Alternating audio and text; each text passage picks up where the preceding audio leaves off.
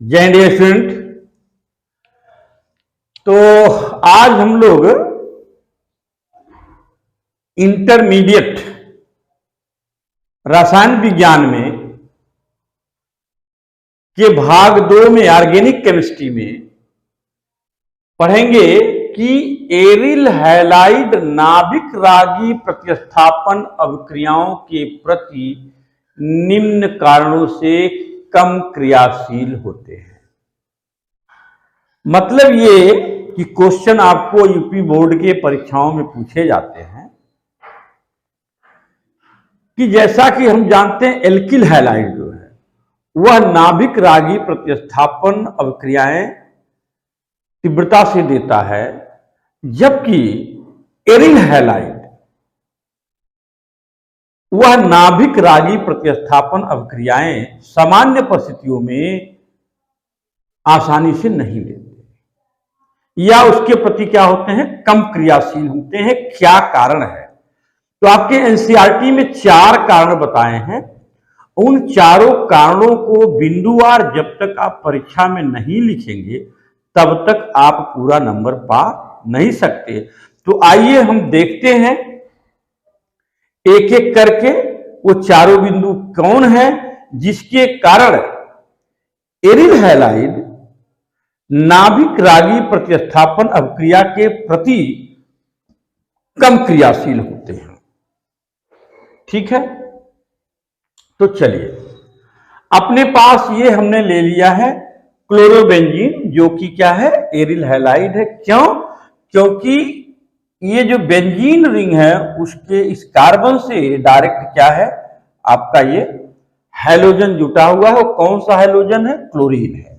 ठीक है, तो जैसा कि हम जानते हैं कि पाई बॉन्ड जो होता है वो कमजोर होता है, इसलिए उसके इलेक्ट्रॉन क्या होते हैं, वह गति करते रहते हैं, डिस्प्लेस होते रहते हैं एक जगह से दूसरी जगह पर, जिसके कारण ये इसका स्ट्रक्चर कोई अस्थाई नहीं होता, बल्कि क्या होता है, इन्हीं स्ट्रक्चरों को, इनमें से कोई भी स्ट्रक्चर संभव है। प्रैक्टिकली ये देखा गया कि इन सभी जितने भी ये रिजोनेंस बने हुए हैं इन सबका एक हाइब्रिड बनता है, वही उसका वास्तविक स्ट्रक्चर होता है। तो आइए देखते हैं। ये देखिए, ये आपका पाई बॉन्ड है, ये आपका रेड वाला सिग्मा बॉन्ड है। तो जो ये पाई बॉन्ड है, ये पाई बॉन्ड क्या करेगा, यहां पर देखिए, यहां पर इलेक्ट्रॉन के लोन पेयर हैं, ये क्या करेगा कि ये इधर की तरफ पुश करेगा। तो यहां पर अगर ये पुश करता है तो इस कार्बन पर आपके पास 2 बॉन्ड ये हो जाएंगे, 2 एक 3 एक 4 और एक 5, और किसी कार्बन पर 5 बॉन्ड नहीं हो सकता, क्योंकि कार्बन क्या होता है, टेट्रावैलेंट होता है। मतलब उसके जो बंध होंगे, जो संयोजी बंध बनाएगा वो केवल 4 ही होगा, और यहां पर हो रहा है 5 अगर ये अपना इलेक्ट्रॉन इधर दे रहा है। तो ऐसे केस में क्या होगा, उस डिग्निटी को मेंटेन करने के लिए कि 4 ही बना रहे, ये तुरंत पाई इलेक्ट्रॉन क्या होते हैं, ये इधर को शिफ्ट कर जाते हैं। ठीक है, तो शिफ्ट किए ये यहां और ये दोनों बॉन्ड यहां, जिसके कारण ये क्लोरीन के जो एक लोन पेयर था इधर जब शिफ्ट किया तो इस पर डबल बॉन्ड बन गया, और यहां का जो ये डबल बॉन्ड था, जो पाई बॉन्ड था, इसका इलेक्ट्रॉन शिफ्ट कर गया यहां। कहां पर शिफ्ट किया? आर्थो पर। ये मैं मेंशन कर दूं, ये पोजीशन आर्थो है, ये भी आर्थो है, और ये मेटा है, ये भी मेटा है, और ये पैरा है। ठीक है, तो ये कहां आ गया, इलेक्ट्रॉन क्लाउड या इलेक्ट्रॉन डेंसिटी आर्थो पे आ गई। अब क्या होगा कि ये वाला ये शिफ्ट करेगा इस कार्बन पर, पैरा वाले पर।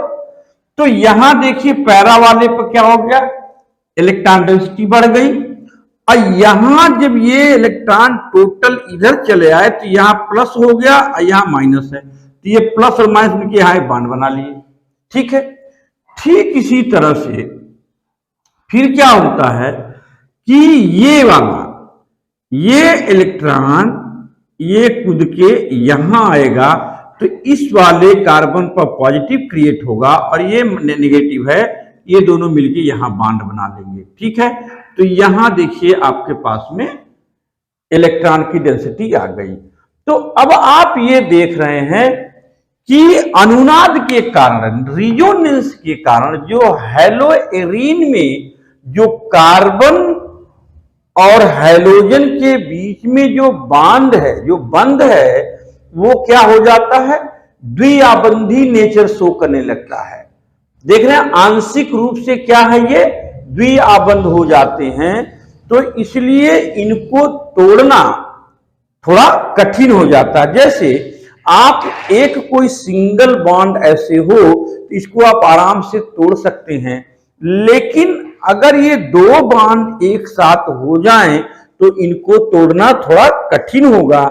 इस कारण से ये नाभिक रागी प्रतिस्थापन अवक्रिया के प्रति कम क्रियाशील होते हैं।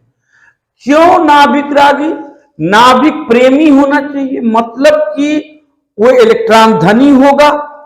तो यहां पर जब तक इसको हम हटाएंगे नहीं, जब ये हटेगा तभी दूसरा नाभिक रागी आएगा। और जब ये खुद पार्शियल डबल बॉन्ड हो जा रहे हैं, आंशिक रूप से इसके अंदर द्विआबंधी गुण आ जाता है, तो इनको तोड़ना थोड़ा मुश्किल हो जाता है। इस कारण हैलोएरीन जो है नाभिक रागी प्रतिस्थापन के प्रति कम क्रियाशील होते हैं। ये हो गया पहला कारण। चलिए अब दूसरा कारण देखते हैं क्या है कि क्यों है एरिल हैलाइड नाभिक रागी प्रतिस्थापन अभिक्रियाओं के प्रति कम क्रियाशील होते हैं। दूसरा कारण क्या है, जो CX आबंध है उसमें जो कार्बन परमाणु के जो संकरण है उनमें अंतर होगा। जैसे मान लीजिए अपने पास में ये है, मान लीजिए ये अपने पास हमने क्या ले लिया, कोई भी ले लें, अपने पास ये CH3 है, राइट। अब देखिए जरा, जो हम एल्किल हैलाइड को पहले देखते हैं, हम एरिल हैलाइड को बाद में देखते हैं। एल्किल हैलाइड में आप देखिए तो इस कार्बन के पास में 4 सिंगल बॉन्ड है, 1 2 3 4 सिंगल बॉन्ड, मतलब 4 सिग्मा बॉन्ड है। जितने सिग्मा बॉन्ड होते हैं उतने ही हाइब्रिड ऑर्बिटल चाहिए, और जितने हाइब्रिड ऑर्बिटल चाहिए उतने ही हाइब्रिड ऑर्बिटल बनेंगे। जैसे यहां अपने पास सिग्मा के बॉन्डों की संख्या 4 है, तो यहां हाइब्रिड ऑर्बिटल हमको चाहिए 4। ठीक है, अब 4 हाइब्रिड ऑर्बिटल के लिए हमको 4 अनपेयर्ड, ध्यान दीजिएगा, 4 अनपेयर्ड ऑर्बिटल हमको हाइब्रिडाइज कराना पड़ेगा या मिक्स कराना पड़ेगा। तो यहां देखिए यस का 1 है और पी का तीनों ऑर्बिटल मिक्स कर गए, जिसके कारण अपने पास इधर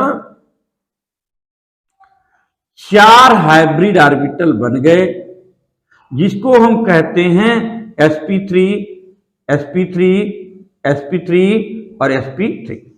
इसलिए ये कार्बन जो एल्किल हैलाइड का कार्बन है उसका कौन सा संकरण है, sp3 संकरण है।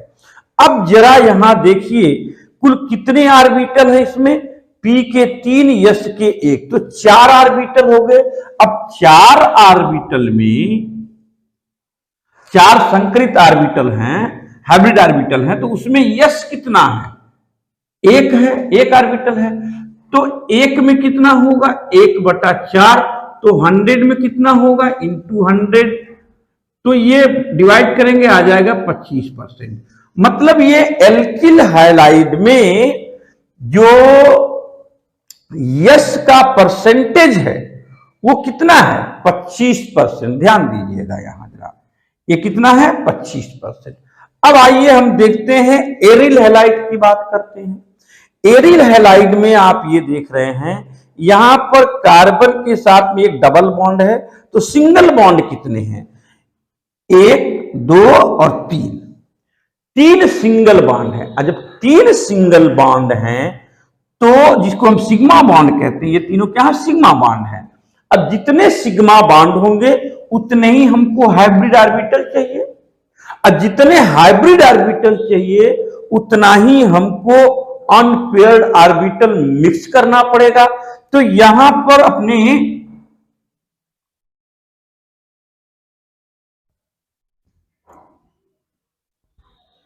तीन हाइब्रिड ऑर्बिटल देखिए, पी के 2 और एस के 1। यस हमेशा रहेगा, पार्टिसिपेट करेगा, तो यस के 1 पी के 2, तो क्या हो गया? sp2।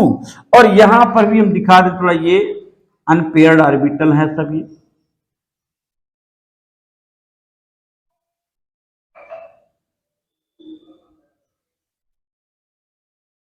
ठीक है, तो यहां जो बनेगा अपने पास,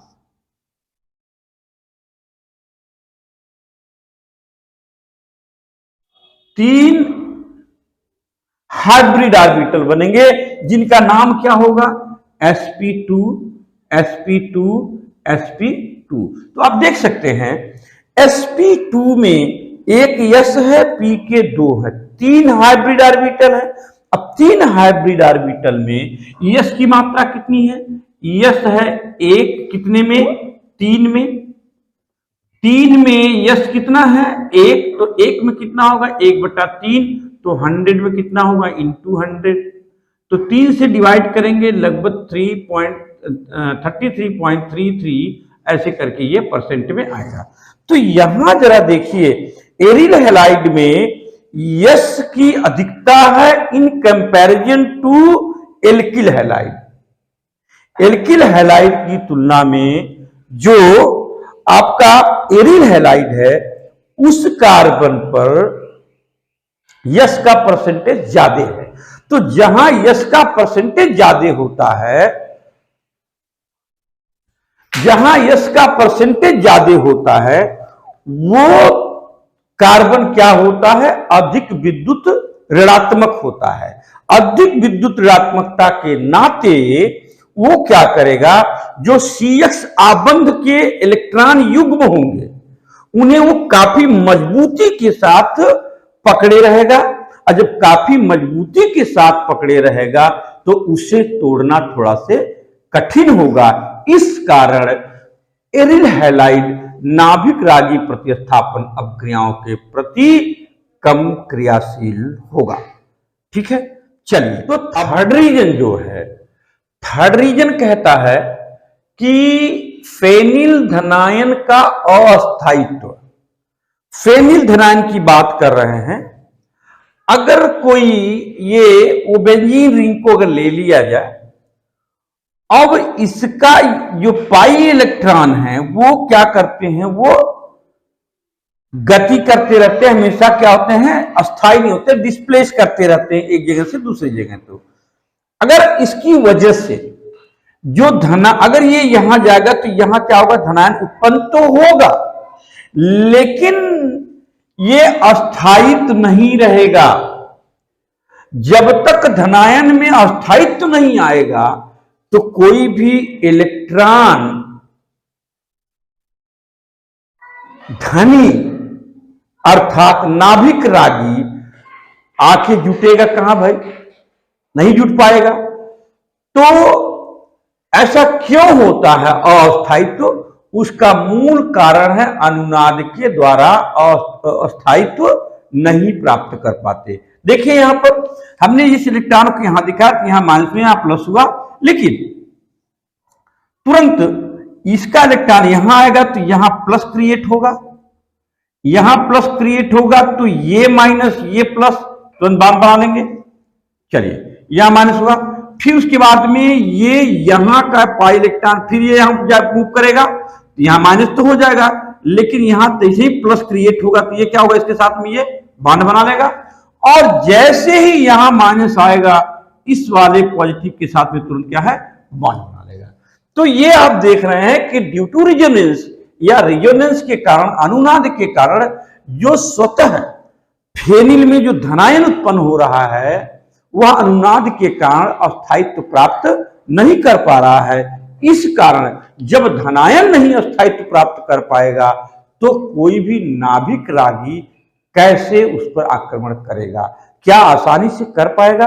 अगर हमारे पास में कोई ऐसी व्यवस्था हो जाए जो ये इलेक्ट्रॉन आ रहे हैं आर्थो और पैरा पर, इनको अगर हम किसी और चीज से मैनेज करा दूं, मतलब ये उधर इंगेज हो जाते हैं, तो इनसे इनके बीच में बॉन्ड बनने की संभावना नहीं रहेगी और उस समय हमारे पास में नाभिक रागी आके अटैक कर सकता है, क्योंकि ये थोड़ा देर के लिए अस्थायित्व प्राप्त कर लेते हैं। इसकी चर्चा हम बाद में करेंगे, किन परिस्थितियों में नाभिक रागी प्रतिस्थापन क्रियाएं होती। तो पहले हमारा जो क्वेश्चन है उस क्वेश्चन के अनुसार ये रीजन है, ठीक है।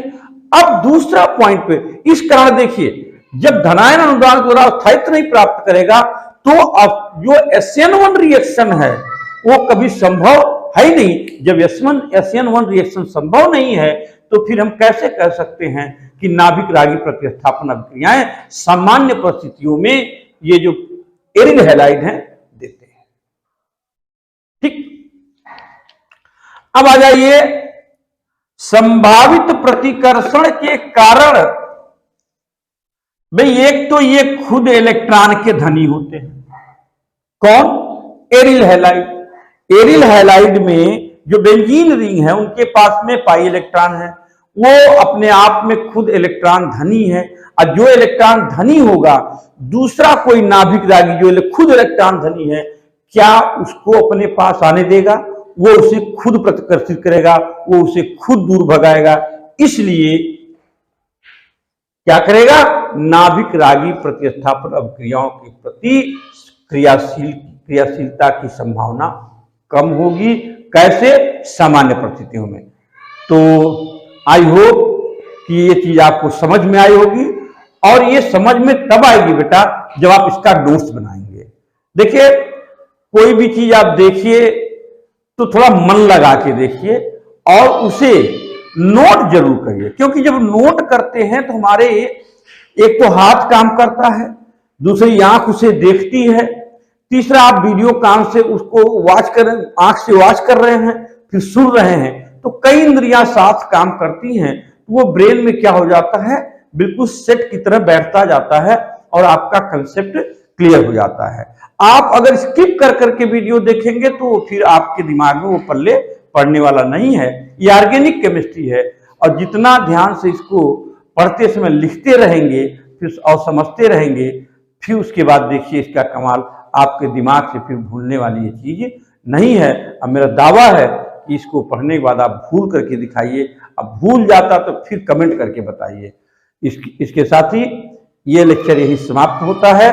सभी को जय हिंद, जय भारत।